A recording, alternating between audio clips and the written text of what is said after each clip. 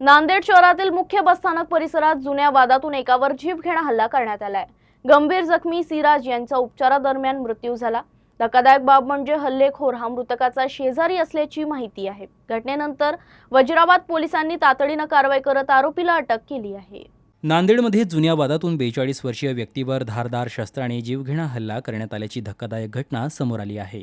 शहरातील मुख्य बसस्थानक परिसरात झालेल्या या हल्ल्यात गंभीर जखमी झालेला शेख सिराज यांचा उपचारादरम्यान मृत्यू झाला।